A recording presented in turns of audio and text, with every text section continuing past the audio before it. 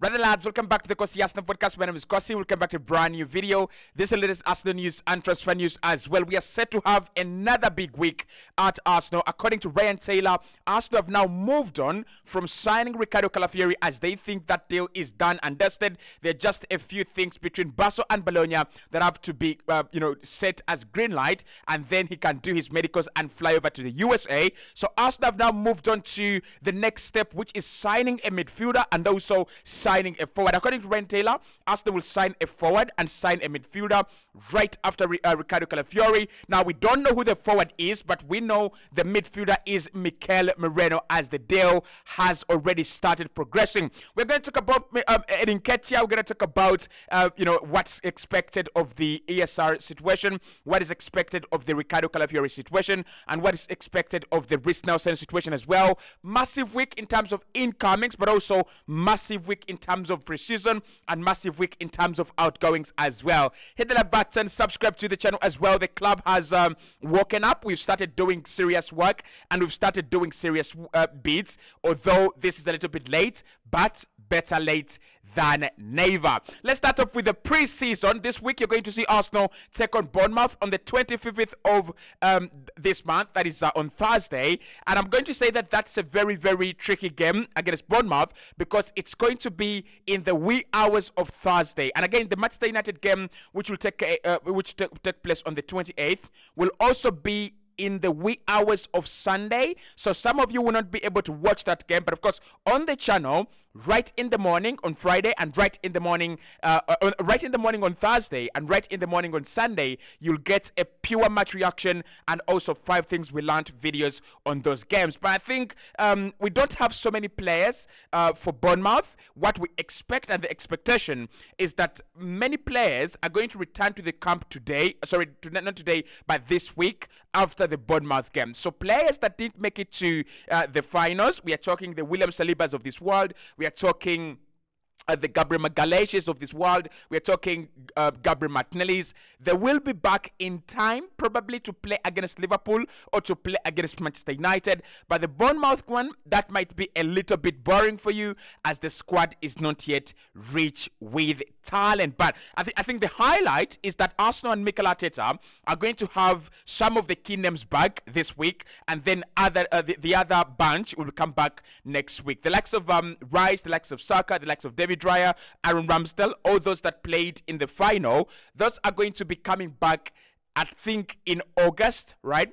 So we might see them in the Liverpool game or just after the Liverpool game. But the players that didn't make it to the finals of the Copa America and the finals of the Euros, those ones are coming back this week, and you might even see some in the game against Bournemouth. So that is our preseason. It kicked off yesterday. We beat Leyton Orient 2-0, and then our next game is Bournemouth this week, and then Manchester United this week as well. Now, in terms of transfers, this is going to be an exciting week for Arsenal, as Ricardo Calafiori is expected to do his medicals and also fly to the USA and also have his debut in the same week. Now, it's a lot of information there, but what is going on with Ricardo Calafiori right now is that Bologna and Basso are still negotiating. They have a couple of talks going on in order to get them to agree on some terms and conditions. Now, I don't know how Arsenal and why Arsenal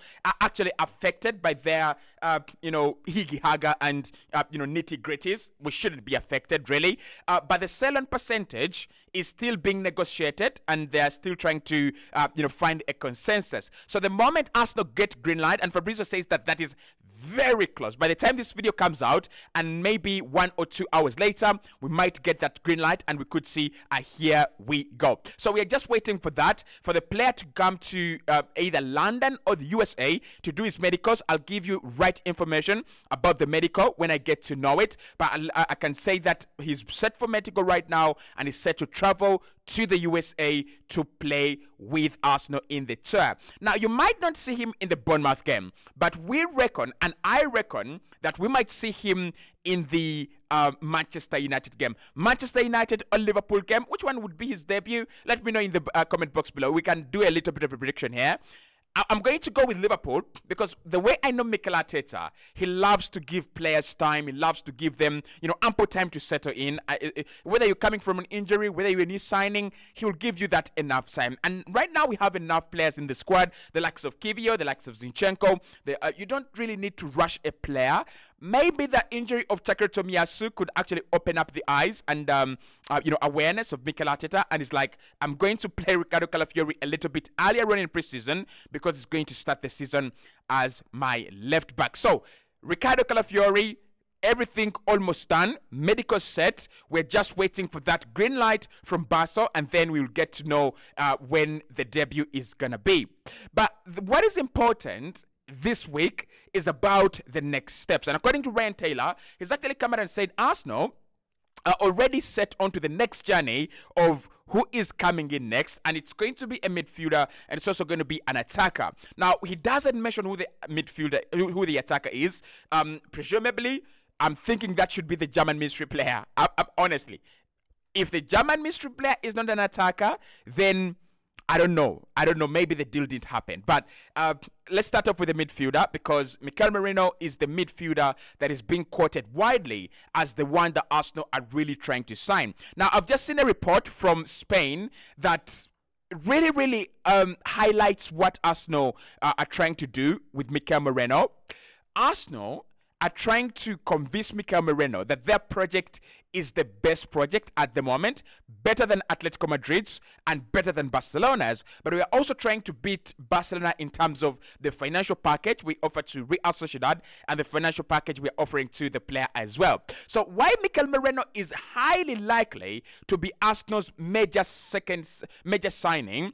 Of course, the goalkeepers would come in a little bit earlier probably, but they wouldn't be a major signing. So why Mikel Merino is set to be Arsenal's major signing and why that could happen this week, Arsenal have already initiated talks with the camp of the player that started Sunday this week, and we're expecting a breakthrough in terms of green line. Arsenal have offered themselves as a very good project. Arsenal have offered themselves as a team that can give him a good financial package, which is important in my opinion. And I think Arsenal will also go to Real Sociedad and try to negotiate a good deal between the two clubs. I can see this one happen.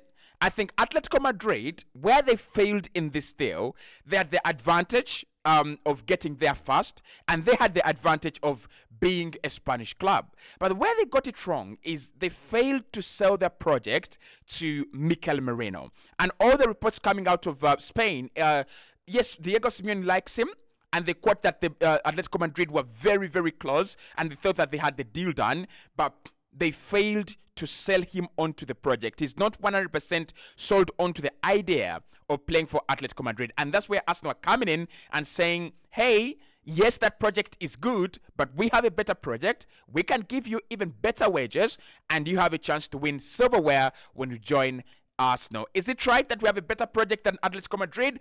100%. Like, who would say Arsenal don't have a better project than ATM? I think we even have a better project than Barcelona. I don't think, I know we have a better project than Barcelona at the moment. We are not talking about the Barca of 2008, 2009. We're talking about the Barcelona of 2023, 2024. So Mikel Merino could be Arsenal's next big signing.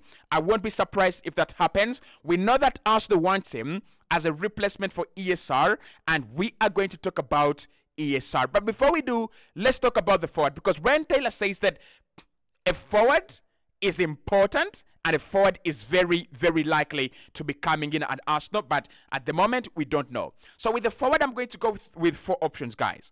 I'm going to go with Victor Gyökeres. He is a very, very appreciated player among Arsenal. And second, we're going to go with Nico Williams. If anything goes wrong with Barcelona's deal for Nico Williams, Arsenal are just waiting there. The way your umbrella is waiting in the house for it to rain so that you can carry it out of the house. And then Pedro Neto. Yeah, Pedro Neto. I'm going to go Pedro Neto. I think that's option 3. And then after Neto, I think the German mystery player still holds some water. Maybe Sane, maybe Serge Gnabry, maybe one of these guys that are leaving German, Yusuf Moukoko. I don't want to lose Nketiah and get Moukoko. Like, I've never rated Mukoko in my life. I've never ever rated Mukoko in my life, right? But Yusuf Mukoko could be the one, or anyone, right? But who's German? But listen, we wait to see what happens with the German mystery player and the forward situation. But Mikel Merino is your next big signing. I want to say this as well.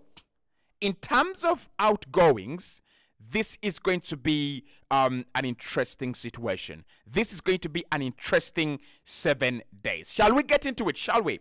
Olympique Marseille have now offered Arsenal a loan deal for Nketiah plus an obligation to buy. The two clubs have not found an agreement, but there is a feeling in the air and also in the media that a deal could be struck very, very soon between Arsenal and Marseille for Nketiah. There is a likelihood, and the likelihood is that we are going to see Nketiah play for Arsenal in pre-season, probably 1 or 2 games. We might see him against Manchester United, and we might see him against Bournemouth. But for me, that is the maximum. That is the ceiling. I don't expect to see Eddie in an Arsenal white, red, and blue stripe beyond 28th of this month. And not because I don't like him that much, not really. I kind of feel like this Olympique Marseille stuff is going on very smoothly to the extent that Arsenal are not even rejecting bids from Olympique Marseille, but Arsenal just trying to tell them, hey guys, this is what we want. This is where you are. This is what we want. Can we try to find an agreement? I think the two clubs are working towards finding a consensus amicably rather than using violence, rather than Arsenal saying this is a bad bid, we're not going to accept it. Go back and try to try to restructure the bid. I think the difference between ESR and Nketiah, we're going to talk about ESR in a minute. I think Arsenal really feel they should keep ESR, and that's why bids have been rejected outrightly. You bid, we reject. With Nketiah, Arsenal are in 2 places. We want to sell, and we are also in no man's land. The reason that's why we're in no man's land, obviously, is that the striker market is very, very difficult right now. You lose your striker, you might not be able to replace him. But the other reason as to why Arsenal are in we want to sell Eddie is they know this is the best summer for us to get the best amount of money for Eddie Nketiah. Now, for me, I don't have a problem with Arsenal getting a loan deal for Eddie Nketiah with an obligation to buy. There's no problem there. As long as that deal sees us get more money than we could have for Eddie Nketiah in the first place. So if both clubs are willing to pay, or all clubs are willing to pay around 29 million for Eddie Nketiah, and Marseille are like, we'll give you 33 million plus a few add-ons because we're going to initially take him out on loan, I wouldn't really have a problem with that. I wouldn't really have any objections to that. What I don't want is 2 situations. One, an option to buy. That is going to 100% give us a little bit of problems. Secondly, I don't want us to do a deal where Marseille are saying he must meet some milestones in order for us to trigger the option to buy. No. You either taking him for money right now, or you're taking him on loan with a concrete obligation to buy. So Eddie Nketiah's move is getting closer and closer. First proposal offered by Olympique Marseille. Both clubs have not found an agreement, but there is a feeling in the air and a feeling in the media that love between Marseille and Eddie Nketiah could happen, and it's already in the air.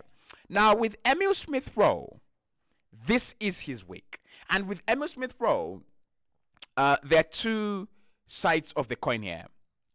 This is his week, right? Because he has 2 games that could be vital to his future at Arsenal. If Emile Smith-Rowe plays well against Man United and Bournemouth, I'm going to give you a 100% guarantee with an unlimited warranty that he's gonna stay at Arsenal.